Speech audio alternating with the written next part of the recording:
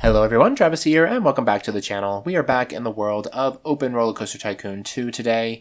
We're going to go right on in to a time-lapse first thing. Basically, the majority of today's episode will be working on this, I'm calling it a restaurant. It's supposed to look like a restaurant, but, it's basically just a couple of stalls inside of a building. The thing about this is I wanted this to be I wanted it to have different items than anything else, obviously, on the boardwalk. This is a little bit more upscale. I know I put a chicken nugget stall, but I might swap that out for like a fried chicken type stall. Because the idea is that you would come in and you would sit down and, you would get table service at this restaurant. And then in that area by the pier, I may put some umbrella tables or whatever for outdoor seating. I haven't decided on that yet because it actually ends up looking pretty good without it. So you'll see that here in a bit. The thing about this building is I wanted it to be a different style than the rest of the boardwalk.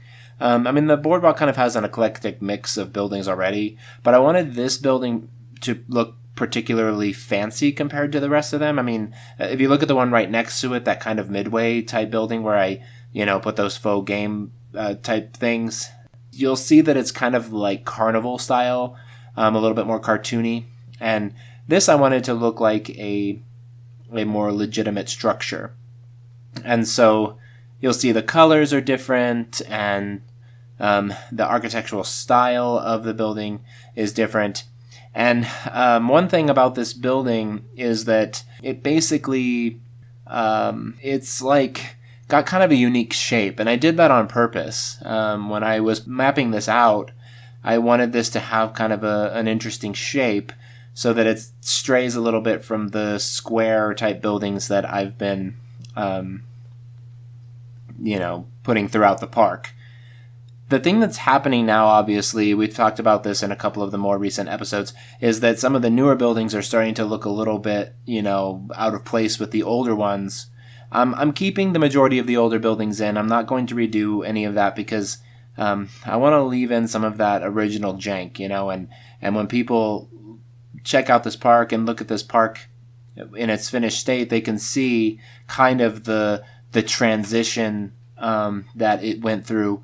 And I'm doing my best to make the buildings kind of work together, but at the same time, I'm keeping my new style and working against the old style as well. So, yeah. Right now I'm just putting some trim pieces here. This is actually the back of the building, which is kind of interesting. I know it has those two kind of towers that makes it look sort of like the front. But I thought that made it a little bit unique. And it also is the side of the building that you're going to approach when you're coming onto the boardwalk, more or less, because you enter onto the boardwalk through that building that I built a couple of episodes ago. So when you're coming over to this restaurant, that's what you're going to see. And it has a nice big sign that says the name of the restaurant. That's also something that I struggled with, is coming up with a name, and I don't actually really have one at the moment. It's called the Shack, I believe, or the Chicken Shack or something like that, which is kind of a terrible name. If you can think of a better name for this restaurant, let me know. It's supposed to be kind of like a southern fried chicken and sweet tea kind of place. And so the only, main requirement for it is that it needs to be able to fit, the name needs to be able to fit on a double-sized sign. So it's really limited to 2 words or 3 kind of smaller words. And you'll see this, I struggled with that because I was trying to make it Granny's Famous Chicken or, whatever, something. And I couldn't get all 3 of the words. And I even tried it with an abbreviation, and it just doesn't work. So, there's not a lot of space on those signs. But I do want it to just be that one sign. And we have another sign on the other side, but if the name, that's only a single sign, but if the name is, good enough and whatever, we can probably work in not having that other sign or making it a double sign or something. But anyway, so I did this building, like I said. There are 2 side entrances and then the main front entrance. And yeah, like I said, the idea is that you'll have table service here. You'll notice that some of the trim pieces intersect with some of the like roofing details. I do fix that off camera, but it doesn't show up in the actual finished product. And so, my apologies for that. I had to go back and tweak. I didn't initially notice that it was glitching like that until after. And so then I went and fixed it off camera and whatever to make sure that I didn't forget to do it in the future. So, and then after this building, we're going to work on some foliage a little bit here in this area, and then also covering the bridge that is the entrance to the other side of the boardwalk. So, that's kind of where we're at with everything with this. I do like the way this building turned out. It has kind of a, like I said, a unique shape. The color scheme is a little bit interesting. I was able to do the bright white trim on this one, and it doesn't look too weird in my opinion. And so, and while it stands out in contrast to the rest of the boardwalk, that's on purpose. And this basically finishes the boardwalk today. We're done with it after this area. So, say for a few tweaks, maybe, when I'm finalizing things later on. But yeah, it's really coming together. No rides today, unfortunately.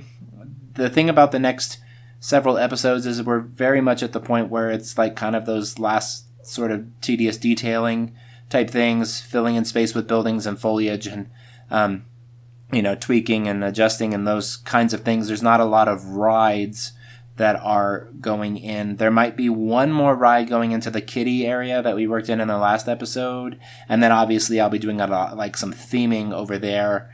And then there are the rides that are going into the Alpine area. And I will be working on tweaking the water park ever so slightly. There's a slide complex that's not currently rideable that I'm going to replace with something that is rideable, but I might be doing that off camera because it's going to be a lot of trial and error, and I just don't want to subject you guys to that. So anyway, but yeah, we're making pretty great progress in this park, I'd say. In the last few episodes, we've really started to fill in some space in the front here, and it's looking pretty good in my opinion. I, again, have to reiterate that this park is far from perfect. It was never intended to be that. And, but some of those kind of more quirky details makes it sort of real in the sense of Roller Coaster Tycoon. Not so much real in a realism sense of the word.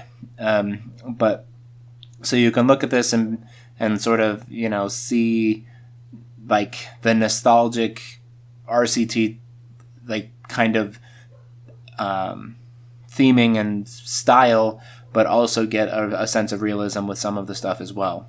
That Wild Mouse coaster right there is actually a pretty awesome layout. It's a pretty realistic, compact layout that you might find in real life. But the hyper coaster behind it is probably not so much. You know what I mean? So you kind of get a mix of those kinds of things. I extended a patio out here in the front. The building was just